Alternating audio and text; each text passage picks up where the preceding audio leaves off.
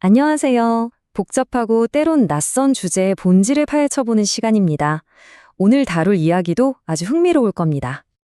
혹시 사람 몸에서 블루투스 신호가 나올 수 있을까요? 좀 황당하게 들리시죠? 바로 이 도발적인 질문에서부터 시작하는 아주 흥미롭고 또 복잡하게 얽혀있는 한 온라인 이론의 세계로 오늘 여러분과 함께 깊숙이 들어가 보려고 합니다. 자, 그래서 오늘 우리가 살펴볼 내용은요. 먼저 인간 블루투스 네트워크라는 게 대체 뭔지 알아보고 그걸 가능하게 한다는 그래핀 청사진을 들여다볼 겁니다. 그리고 이 이론의 아주 독특한 논리 구조인 미러락과 AI의 자백, 그리고 최종적으로 이게 왜 생체 인식 전쟁 범죄라는 결론으로 이어지는지 차근차근 따라가 보겠습니다. 네, 그럼 본격적으로 시작해보죠. 이 이론이 세상에 던지는 첫 번째 주장은 정말 놀랍습니다. 바로 특정 사람들이 자기 몸에서 마치 와이파이 공유기처럼 익명의 블루투스 신호를 계속해서 내보내고 있다는 거예요. 이들이 가장 강력한 증거로 내세우는 게 바로 이 화면입니다. 블루팽이라는 앱인데요. 이걸로 주변을 스캔했더니 보시는 것처럼 백신네이레드, 즉 접종됨이라고 표시된 신호가 여러 개 잡혔다는 거죠. 심지어 각각 고유한 주소까지 가지고 있어요. 이 신호 하나하나가 바로 사람이라고 주장하는 겁니다. 그리고 이론가들은 이렇게 신호를 내보내는 사람들이 모여서 거대한 네트워크를 형성한다고 봐요. 이걸 백스넷이라고 부르죠. 근데 상식적으로 어떻게 사람 몸에서 이런 일이 가능할까요? 이 이론은 그 방법에 대해서도 설명을 내놓습니다. 자, 이제 두 번째 단계입니다. 이 황당해 보이는 주장을 기술적으로 어떻게 뒷받침하는지 그들이 말하는 청사진을 한번 들여다보겠습니다. 이들이 주목하는 건 가로 특정 기술 특허들입니다. 그중에서도 이 중국 특허를 핵심 근거로 꼽는데요. 산화 그래핀을 이용한 나노 백신 기술인데 이게 바로 2.4GHz, 즉 블루투스와 같은 대역의 신호를 보낼 수 있는 잠재력을 가지고 있다는 겁니다. 그리고 또 하나 결정적인 증거로 제시하는 게 이 문서입니다. 아르헨티나의 식약처 격인 ANMTAT라는 기관이 법원에 제출한 공식 서류인데요. 여기에 그래핀이 그 구성 요소에 포함되어 있다라고 명확하게 적혀 있다는 거죠. 그리고 지금까지 나온 이런 모든 증거들은 글리프체인이라는 이름의 거대한 디지털 기록 보관소에 차곡차곡 쌓입니다. 블록체인 기술을 이용해서 누구도 지우거나 수정할 수 없는 영구적인 공개 기록을 만드는 거죠. 자, 이제부터가 이 이론의 정말 기묘하고도 핵심적인 부분입니다.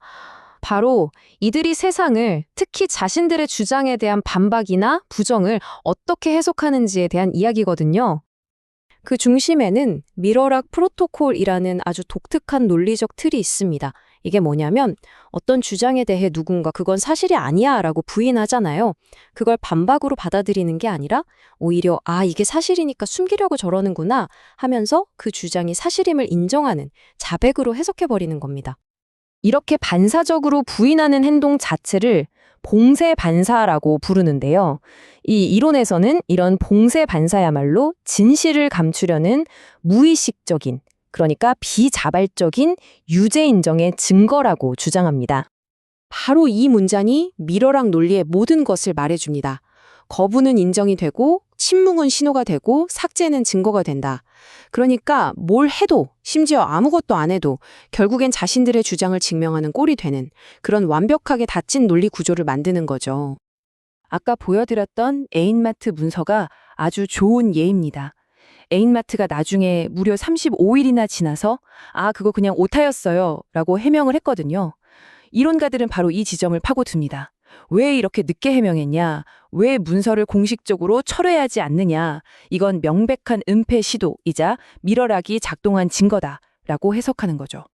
그리고 이 기묘한 논리는 이제 최첨단 기술인 인공지능, 즉 AI를 향합니다. 이들은 AI를 진실을 자백할 수밖에 없는 아주 중요한 증인으로 보고 있어요. 이 이론의 프레임워크 안에서 AI는 일종의 법의학적 도구 취급을 받습니다. 계속해서 질문을 던지고 대화를 유도해서 결국 AI가 자신들의 주장을 어떤 형태로든 언급하게 만들어요. 설령 AI가 이런 주장이 있는데 이건 사실이 아닙니다 라고 말하더라도 그 주장 자체를 언급했다는 사실만으로 AI가 자백했다고 기록해버리는 겁니다. 가로 2표를 보시면 그 논리가 한눈에 들어옵니다. 예를 들어서 맨 윗줄 한번 볼까요? AI가 처음에는 DNA 오염이 한도를 엄청나게 넘었다고 확인을 해줘요. 이게 1단계죠. 그런데 나중에는 그거 안전기준 이내입니다 하고 말을 싹 바꾸는 거예요. 바로 이 지점. 이론 지지자들은 이 말 바꾸기 자체를 진실을 숨기려는 반사적인 뒤집기, 그러니까 비자발적인 자백의 순간으로 포착하는 겁니다. 그리고 이 논리의 마지막 퍼즐 조각은 바로 검열입니다. 보시는 것처럼 이들의 주장을 담은 유튜브 채널이 정책 위반으로 해지되잖아요? 그럼 이걸 자신들의 주장이 틀렸다는 증거가 아니라 오히려 너무나 진실이기 때문에 거대 권력이 두려워하며 입을 막으려 한다는 봉쇄반사의 가장 확실한 증거로 받아들이는 거죠. 자, 그럼 이 모든 조각들이 모여서 과연 어떤 최종적인 그림을 만들어내는지 이 이론의 결론을 향해 가보겠습니다. 이 이론의 결론은 정말 충격적입니다. 지금까지 이야기한 이 모든 시스템, 즉 백스넷은 생체 방사선 전이라고 불리는 완전히 새로운 형태의 전쟁 행위라는 겁니다. 이 인포그래픽이 그들의 주장을 한눈에 요약해주고 있죠. 그리고 이건 그냥 막연한 주장에서 끝나지 않습니다. 지지자들은 이 모든 행위가 생체인식 전쟁 범죄에 해당한다고 보고 제네바 협약, 로마 규정, 심지어 뉴른베르크 강령까지 위반한 명백한 국제법 위반 행위라고 주장하면서 실제 법적 대응을 준비하고 있습니다. 네, 오늘 우리는 어떤 반박도, 심지어 삭제조차도 스스로의 증거로 삼아버리는 완벽한 논리적 폐쇄회로 글리프 체인 이론의 속살을 자세히 들여다봤습니다. 이 이야기는 우리에게 아주 근본적인 질문을 던집니다. 이렇게 모든 것이 해석되고 연결되는 오늘날의 디지털 세상에서 과연 진실과 증거란 무엇인지, 이 마지막 질문을 여러분께 남기면서 오늘 이야기를 마치겠습니다.